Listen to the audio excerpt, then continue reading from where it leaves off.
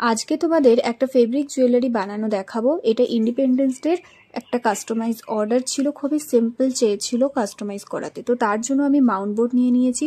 পেন্ডেন্টের জন্য 8x6 আর ইয়াররিংসের জন্য 2x2 করে 4টে মাউন্ট বোর্ড কাটা, আর পেন্ডেন্টের জন্য 2টো। আর এখানে সাদা কালারের কাপড় ইউজ করছি, তো তার জন্য ফেব্রিক গ্লু ইউজ করব কাপড়টা লাগানোর জন্য।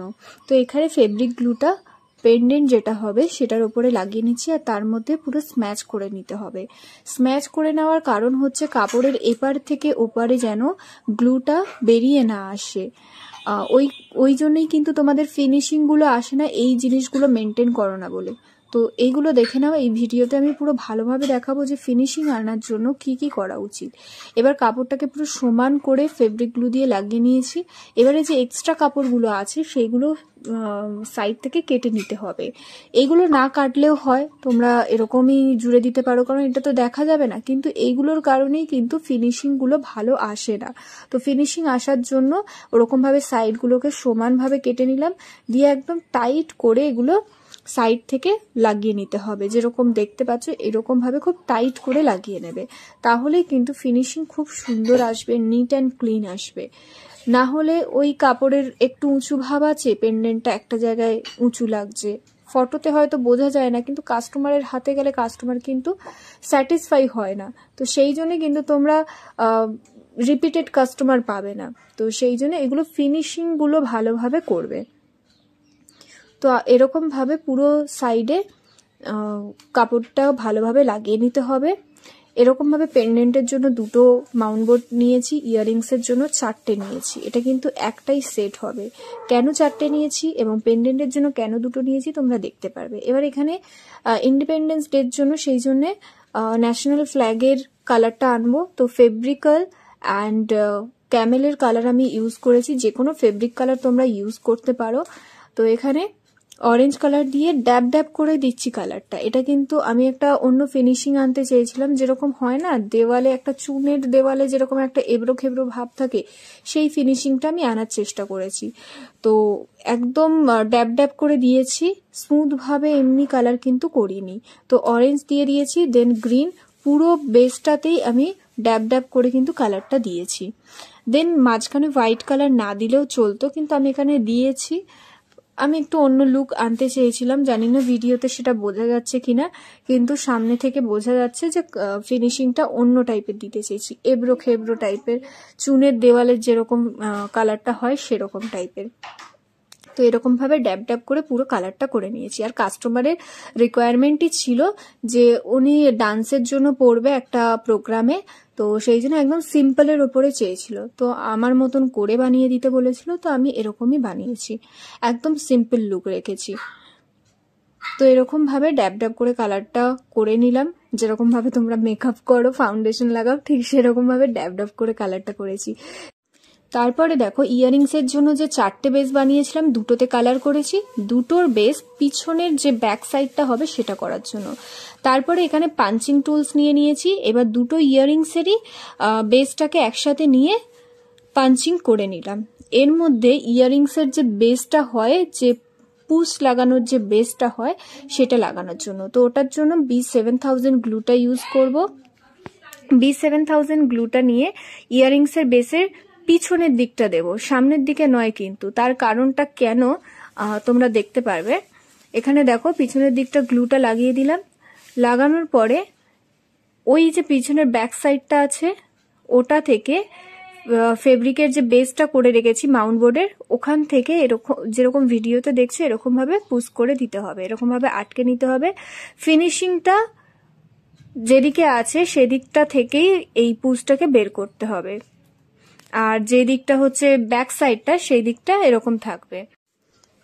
এবারে ইয়াররিংসের যে কালার করার বেসটা রেডি করা আছে সেটা এর উপরে আটকে দিতে হবে। আর এইটা হচ্ছে ওই পেন্ডেন্টের বেসটা, যেটা আরেকটা এক্সট্রা করেছিলাম, সেইটাতেও B7000 গ্লুটা এরকম ভাবে লাগিয়ে নিচ্ছি। খুব ভালোভাবে লাগাতে হবে, ইয়াররিংসের বেসটাতেও তাই লাগিয়ে নিচ্ছি। দেন এবার কালার করা যে বেসগুলো আছে সেগুলো এর উপরে ভালোভাবে আটকে দিতে হবে। তো ফেব্রিক জুয়েলারি, ক্লে জুয়েলারির অনেক টিউটোরিয়াল ভিডিও আসতে চলেছে, তার জন্য যদি ইউটিউব থেকে দেখে থাকো চ্যানেলটাকে সাবস্ক্রাইব করে নাও, ফেসবুক থেকে দেখলে পেজটাকে লাইক করে ফলো করে নাও। তো এরকম অনেক ভিডিও তোমরা দেখতে পারবে। দেন এখানে আমি ইউজ করছি কড়ি। কড়ি কিন্তু অনেক রকমের পাওয়া যায়, একটা হচ্ছে ফাটা কড়ি পাওয়া যায়, আর একটা হচ্ছে একদিকে ফুটো করা, আবার দুদিকে ফুটো করাও কড়ি পাওয়া যায়। তো একদিকে ফুটো করা কড়িটা এখানে ইউজ করছি, তার সাথে ইউজ করছি কটন বল। কটন বলগুলো তোমরা বাড়িতেও বানাতে পারো কিংবা পারচেস করে নিতে পারো দোকান থেকে। তারপরে দেখো পাঞ্চিং টুলস দিয়ে আমি যেখানে যেখানে এই কড়িগুলো ঝোলাবো সেখানে ফুটো করে নিচ্ছি। এই ফুটোগুলো করে নেওয়ার কারণ হচ্ছে যখন সূচ দিয়ে এটা সেলাই করব তখন অনেকটা সুবিধা হবে। আর এবারে দেখো সেলাইটা করছি, দুটো বেসের মাঝখান থেকে আমি সুতোটা ঢুকিয়েছি। দেখো ভালোভাবে লক্ষ্য করলে তোমরা বুঝতে পারবে কিভাবে সেলাইটা করছি। এইভাবে সেলাইটা করে নেওয়ার পরে এর মধ্যে কটন বল সূচের মধ্যে ঢুকিয়ে দিচ্ছি। তারপরে একটা কড়ি নিয়ে আবার কটন বলের ভেতর থেকে সূচটাকে নিয়ে আসছি। এইভাবে করলে দেখবে ফিনিশিংটা খুব সুন্দর আসবে। তোমরা অনেকেই করো দেখেছি, কড়ির মধ্যেই ওখানে গিট বেঁধে দাও, খুব বাজে দেখতে লাগে, ফিনিশিং খুব বাজে লাগে। এবার এটাকে সুন্দর করে এমনভাবে সেলাই করবে যাতে খুব মজবুত হয় আর দেখতেও খুব সুন্দর লাগে। আর আরেকটা জিনিস লক্ষ্য রাখবে যাতে সুতোর যে এন্ডিং পয়েন্টটা আছে সেটা যেন দেখা না যায়, তবেই কিন্তু তোমার জুয়েলারির ডিমান্ডিং বাড়বে। হ্যান্ডমেড জুয়েলারি এখন অনেকে বানায়, তো তোমার এটা স্পেশাল কেন হবে, তোমার থেকে কাস্টমাররা পারচেস কেন করবে? তোমার জুয়েলারি যেন সবার থেকে আলাদা থাকে, ফিনিশিং যেন খুব সুন্দর আসে। তুমি সিম্পল করো কিংবা ইউনিক করো সেটা অনেকটাই ডিপেন্ড করছে তোমার মার্কেটিং এর ওপরে, কিন্তু তুমি কিভাবে কাস্টমারের মন জয় করবে, কিভাবে প্রোডাক্ট দিয়ে তুমি কাস্টমারের মন জয় করবে সেটা তোমার ফিনিশিং এর ওপরে ডিপেন্ড করছে। তো এইভাবে দেখো সেম প্রসেসেই পেন্ডেন্টটাতেও লাগিয়ে নিলাম কড়িগুলো। আর কড়ির লাগানোর পরে দেখো এই যে সুতোর এন্ডিং পয়েন্ট আছে এগুলো গ্লু দিয়ে জুড়ে দিলাম। তোমাদের কোনো কিছুতে যদি কোনো প্রবলেম হয় কিছু বুঝতে, জুয়েলারি বানানো, হ্যান্ডমেড জুয়েলারি যে কোনো ক্লে হোক ফেব্রিক হোক, তোমরা কমেন্ট করতে পারো, আমি চেষ্টা করব তোমাদের কোয়ারিজগুলো ঠিকঠাক করে বুঝিয়ে দেওয়ার জন্য।